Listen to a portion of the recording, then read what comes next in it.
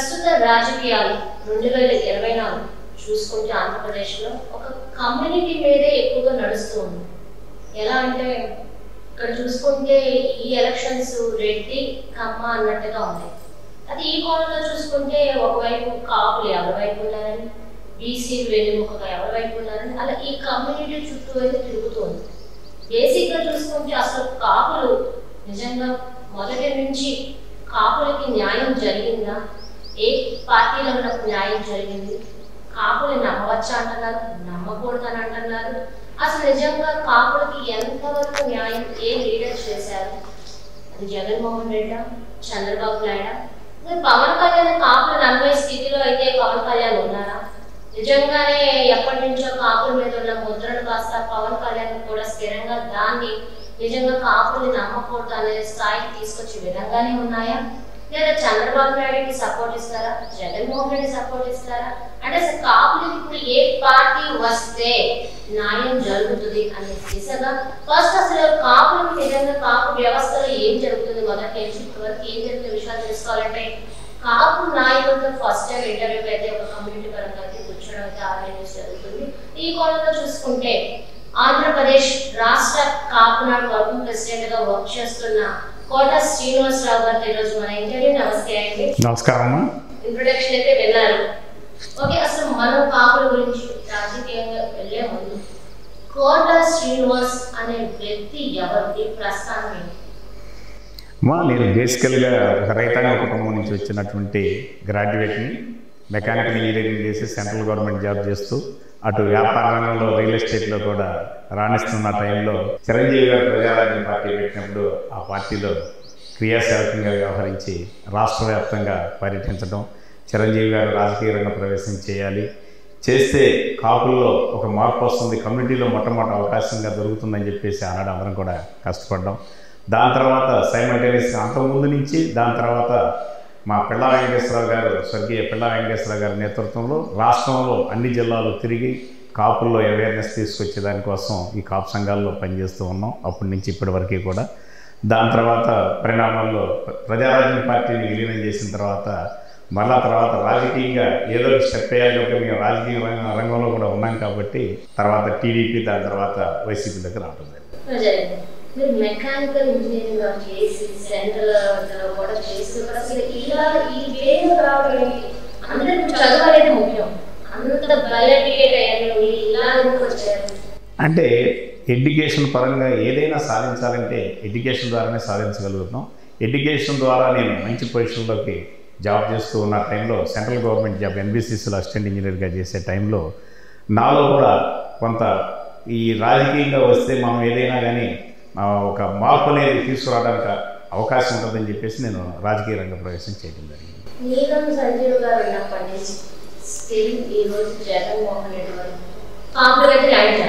100% correct. ఎందుకంటే ఎప్పుడు కూడా ఈ యొక్క కాపుల్ని ఓటు బ్యాంకుని ఉపయోగించుకున్నారే కానీ ఎక్కడా కూడా కాపులకి ఈ రోజు వరకు న్యాయం జరిగినటువంటి పరిస్థితి లేదు. ఒక విధంగా చెప్పాలంటే మనకు స్వాతంత్రం వచ్చిన తర్వాత పెద్దలు డాక్టర్ బిఆర్ అంబేద్కర్ గారు మరి ఆ రోజు ఆయన ఈ కాపు జాతి కూడా వెనకబడిన వర్గాల్లో ఉందని చెప్పేసి ఆనాడే గ్రహించి మరి ఆయన రాజ్యాంగం రచించినప్పుడు మాకు రిజర్వేషన్ కల్పించింది కూడా డాక్టర్ బిఆర్ అంబేద్కర్ గారు కల్పించకపోతే అప్పట్లో ఉన్న రిజర్వేషన్ కూడా ఉండేది కాదు.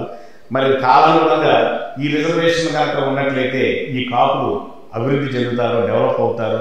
వీళ్ళ రాజకీయంగా అణగదొక్కాలంటే ఈ రిజర్వేషన్ ప్రక్రియను అణగదొక్కితే ఆటోమేటిక్గా వీళ్ళు అణగానే వర్గాలుగా ఉంటారని చెప్పేసి అని ఒక దురుద్దేశపూరితంగా చేసినటువంటి ప్రక్రియ. మరి ఆ రోజుల్లోనే ఈ కాపు జాతి అంతా కూడా పేద బడుగు బలహీన వర్గాల సరసన ఉందని చెప్పేసి అని గ్రహించి మా ఇచ్చినటువంటి రిజర్వేషన్ని తీసేయడం జరిగింది. ఈ రిజర్వేషన్ కోసం ఎన్నో సందర్భాల్లో ఎన్నో ఉద్యమాలు చేసాం, ఎన్నో గవర్నమెంట్కి రిప్రజెంటేషన్ ఇచ్చుకుంటూ వచ్చాం. పార్టీలకు అతీతంగా ఆనాడు కాంగ్రెస్ ప్రభుత్వం అయితేనేమి, టీడీపీ ప్రభుత్వం అయితేనేమి, ప్రతి ఒక్క ప్రభుత్వాలకి ఎప్పటికప్పుడు రిప్రజెంటేషన్లు ఇచ్చిన తర్వాత మరి మీకు మేము న్యాయం చేస్తాం, మీకు మేలు చేస్తామని చెప్పి చెప్తున్నారు, రాజకీయంగా ఉపయోగించుకుంటున్నారు. తర్వాత మళ్ళీ కాలం గడుపుతూ కాలక్రమేణా ఇలా వెనకబడిపోవటం జరిగింది. షూర్. చౌదరి కానీ కమలా కానీ రెడ్డి కానీ తక్కువని చెప్పుకోవాలి. మరి వాళ్ళే ఒక లీడర్షిప్ రూలింగ్ నడుపుతున్నప్పుడు కాపులు ఎందుకు నడపలేకపోతున్నారు? అది మెజారిటీ ఉంది. అదేనమ్మా ఇప్పుడు నేను చెప్తుంది అంటే మనకి ఇప్పుడు ప్రస్తావన ఇక్కడ కమ్మారెడ్డి అనే కంటే కూడా ఎంతసేపటికి ఈ కమ్యూనిటీ ఈ ఆంధ్రప్రదేశ్ రాష్ట్రంలో ఉమ్మడి రాష్ట్రంలో ఉన్నప్పుడు కూడా చాలా బలమైన సామాజిక వర్గం ఈ కాపు జాతి. సుమారు 25% ఉన్నటువంటి కమ్యూనిటీ ఈ కాపు జాతిని ఎప్పుడు కూడా విచ్ఛిన్నం చేసి వర్గాలుగా గ్రూపులుగా చేస్తే ఎప్పుడు కూడా ఈ చెప్పుకున్నటువంటి ఈ 2 వర్గాల చేతుల్లో అణగారిన వర్గాలుగా ఉంటారని చెప్పేసి చేస్తున్నటువంటి ప్రయత్నాల్లో వాళ్ళు సఫలీకృతులు అవుతున్నారు. ఈ కాపులో మాత్రం ఎప్పటికప్పుడు కింద అణగదొక్కుతూనే ఈ వర్గాల కింద పనిచేసే పరిస్థితి అయితే ఉంటుంది. ముద్రగడ గారు చూసుకుంటేనేమో వైసీపీలో, పవన్ కళ్యాణ్ గారు చూసుకుంటేనేమో టీడీపీలో. అంటే ఎప్పుడు అంటే అంటున్నాను అన్నారు ఒక పంచాన్ని చేరాల్సిందేనా? అంటే ఇండిపెండెంట్ గా మనం ఒక పార్టీ పెట్టుకొని గెలిచి అంటే పోటీ చేద్దాం, అపోజిషన్ లోనే ఉందాం, తర్వాత గెలుద్దామని ఆలోచన ఉండదా? ఏదో ఒక పార్టీతో కలవడం అంటే కాపులు ఇప్పుడు ప్రస్తుతం ఏమనుకున్నారు ఎవరో కింద నడవాల్సిందని పేరు వస్తుంది. మరి మీరు వర్కింగ్ ప్రెసిడెంట్ ఉన్నప్పుడు దీని పోరాడట్లేదు అంటే ఒకటమ్మా. ఇక్కడ దీంట్లో ముద్రగడ పద్మనాభం గారు వచ్చేసరికి ఉద్యమ నేతగా ఉన్నారు. పవన్ కళ్యాణ్ గారు వచ్చేసరికి ఒక పార్టీని పెట్టి ఆ పార్టీ పరంగా ఏదో ఒకటి సాధించాలనే ప్రయత్నం ఆయన అయితే చేసుకుంటూ వస్తున్నారు. ఆ చేసే ప్రయత్నం అయితే ఆయన సఫలీకృతం కాలేదు. ఆయన కూడా మరో వేరే పార్టీతో టైప్ అయిపోయి మరి ఆ పార్టీతో కోయిన్సైడ్ అయ్యాడు తప్పితే మేమందరం కూడా ఆశించాం. మరి ప్రజారాజ్యం పార్టీ చిరంజీవి గారు పార్టీ పెట్టడం జరిగింది. దాని తర్వాత కాలక్రమేణా ఆ పార్టీ నిలువెరుగు అయిపోయిన తర్వాత జనసేన పార్టీ పెట్టారు. చాలా హ్యాపీ. మళ్ళీ జనసేన పార్టీ ద్వారా రాష్ట్ర వ్యాప్తంగా కాపులకు ఒక మనుగడ ఉంటుందని చెప్పేసి అందరం కూడా చాలా సంతోషపడ్డాం. కానీ అది ఎక్కువ రోజులు నిలవలేదు. మళ్ళీ సేమ్ పవన్ కళ్యాణ్ గారు కూడా వెళ్ళి మరి చంద్రబాబు నాయుడు గారితో ములాఖాత్ అయిపోయి అదేనమ్మా. దానివల్ల ఎప్పటికప్పుడు ఏంటంటే మనకు వచ్చినటువంటి అవకాశాలు ఏదో రూపేణ వస్తున్నాయి. ఆ అవకాశాలు చేజారిపోతున్నాయి.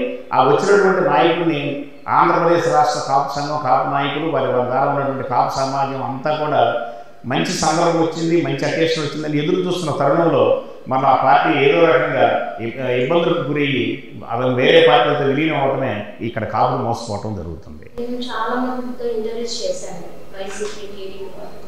కానీ అందరూ నైట్గా తెలుసుకుంది ఏంటంటే చంద్రబాబు నాయుడు వెన్నుపోటు చేసే మనిషి, రంగా గారి చంపిన వ్యక్తి. రేపు రోజు అసలు పవన్ కళ్యాణ్ గారు అసలు ఎందుకు ఆ పార్టీలో వెళ్ళారు, రంగా గారి చంపిన వ్యక్తి కదా అని. ఇంకొకటి వెన్నుపోటు చేసినప్పుడు ఎవరైనా పవన్ కళ్యాణ్ కూడా అదే వెన్నుపోటు ఖచ్చితంగా చేస్తారని ఇలాంటి మాటలు అయితే నాకు వచ్చినాయి ఇంటర్వ్యూస్ అన్నింటిలో.